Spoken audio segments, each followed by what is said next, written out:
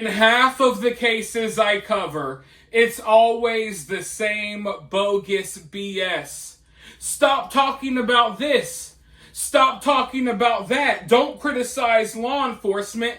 Allow law enforcement to do their job. Well, spoiler alert, half the time they don't do their job. In fact, if you guys have been following my channel for a while, if you were here before the Charlie Kirk case, I was covering another story before Charlie got assassinated. A story about a child that we believe was killed by his parents, a missing child, who, by the way, they have not found yet. They have not found this child's remains. I'm talking about the case of Emmanuel Hero.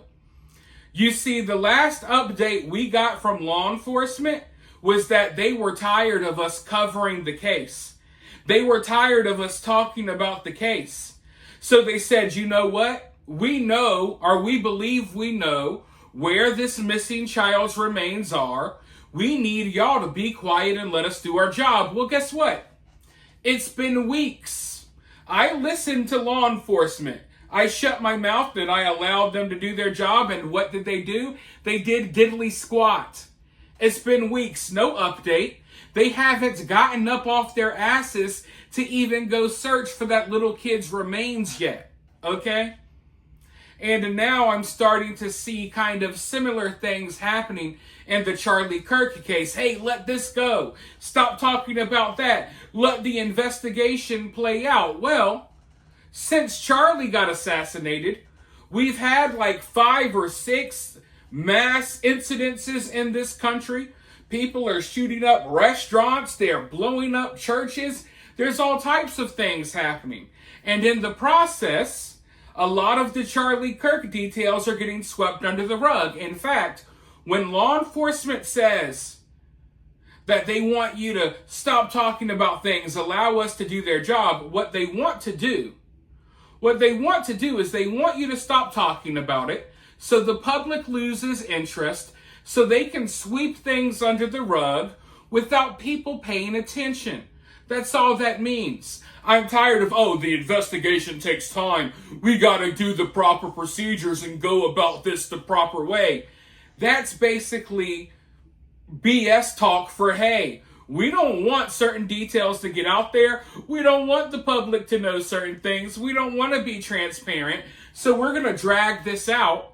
So by the time, before you even think about it anymore, there's going to be 40 other stories and crazy other breaking news. We're going to drag this out so long that people aren't paying attention and people don't care anymore. That's how these cases work. And I say that because I watched this same exact thing happen time and time and time again. And here we are. Here we are. It's been a couple of weeks since Charlie was killed. And Tyler's trans furry boyfriend, still a free man. I know he wants to be a free woman, but he's a free man. And no one knows where he is. He ran away from his apartment. I guess law enforcement is keeping tabs on him, I guess, if they're doing their job. But who knows? Because if law enforcement was actually doing their job, Lance would be in jail. And so would all of the other trans people who all knew that Charlie was going to get killed, who all happened to be part of these Discord groups and these gaming chat rooms, who all happened to be linked to Tyler and Lance. That's not a coincidence that all of these people were hinting that Charlie was going to get killed in the days before he did. And I can't stress that enough. But guess what? They're going to drag this all out until all of that is swept under the rug, until people don't care anymore. And they're already writing puff pieces for Lance Twiggs.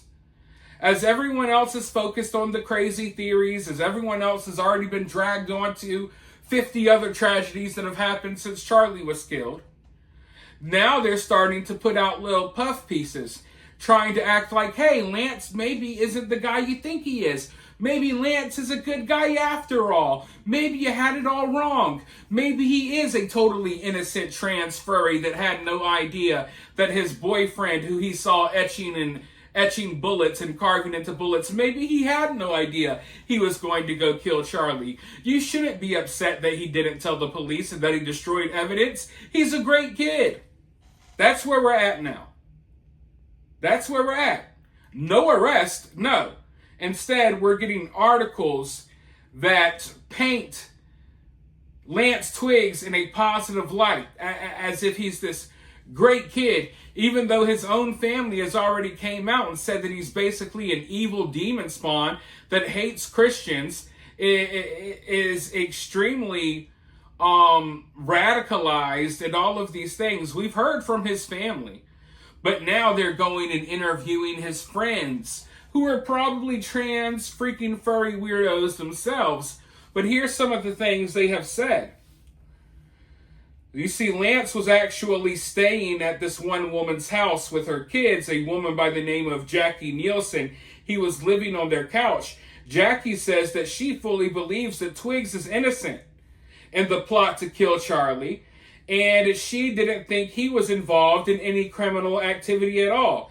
She describes him as a good kid and that he's compassionate. He would mind his own business. She says, I hope the world lightens up on him and stops being so hateful until they have all the facts. He doesn't deserve this. She goes on to say that he was a kind, shy boy and a phenomenal role model for her kids, despite his struggles with mental health and substance abuse after high school. She insists that she's certain Lance wasn't involved, and that trans or not, Lance was a good-hearted boy. He wasn't violent or cruel.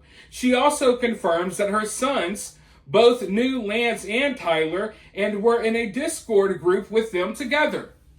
Oh, okay, so she has kids in the Discord group with Tyler and Lance. No wonder why she has such great things to say about Lance. Because her kids are in the Discord group where they possibly could have been discussing the assassination. But that's where we're at, folks. That's where we're at. They're going to memory hole details that we uncovered. They're going to cover up certain details.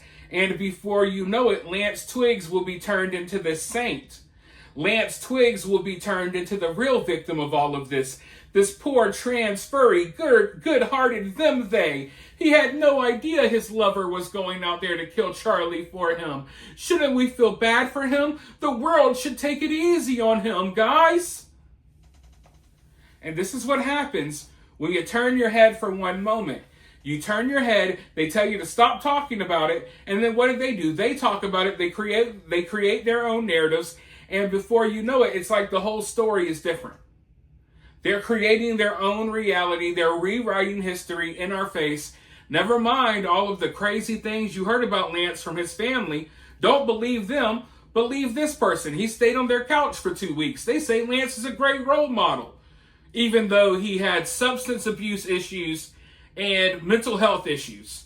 Imagine the type of person you got to be like, hey, Lance, man, I know he was on drugs. He was addicted to drugs, and he was crazy as hell. He had mental health issues, but he was a great role model for my kids who are in the same Discord group as him, where they discuss murder and other trans furry fantasies. What the hell is wrong with people? But that's where we're at. It's frustrating to see. It only took a couple of weeks to get here, but that's how quickly things happen. That's how quickly things happen when you don't stay on top of this stuff. And that's why I'm doing my best to stay on top of this story. But, I mean, they've already flooded the zone with so many theories, with so much hogwash, that there's no telling where this is going to go next. And it's really weird because it honestly feels like Charlie's death or his assassination has sparked like this crazy chain of events. Ever since he got killed, it's been nonstop, man. Nonstop. Every day, every other day, we got another crazy situation. It's like all of the crazies have been activated. Maybe they have been inspired, emboldened. I don't know what to call it. But there has been no rest. There has been no chill since Charlie got killed. Not only are we dealing with the aftermath of losing him, we're dealing with people trying to attack memorial services for him. There's been like 3 or 4 plots that were luckily stopped before they happened. We got people planting bombs on news trucks, shooting up news stations. We got people trying to blow up churches, ICE facilities under attack. It's just been nonstop chaos. And I mean, regardless if it's naturally happening or not, all of this chaos is taking attention off of Charlie's assassination. And all of this chaos is dragging people in all of these different directions as Charlie's assassination and the details and the people that may have been connected to his death. All of that stuff is just getting swept under the rug as all of these other crazy stories break out on the daily, sometimes multiple times a day. Honestly, when I sit down to record these videos, I'm scared of what I'm going to see on the news when I'm done. Because it feels like every time I pick up my phone and I look, there's a new attack, there's a new catastrophe, a new tragedy. So, yeah, I mean, it's just wild times. It's totally exhausting trying to keep up with everything that's going on while also trying to keep up with the Charlie case and trying not to allow these people to just memory hole and sweep all of these things in the way that they have been. But I'm trying my hardest. I'm only one person. There's only so much I can do. You all can always help by sharing these videos on social media. But while you're here, let me know your thoughts below. Hit that like button, subscribe. If you're feeling generous, if you would like to donate to the channel, you can always donate via Cash App or Super Thanks. But with that being said, I'll talk to you all very soon in the next video.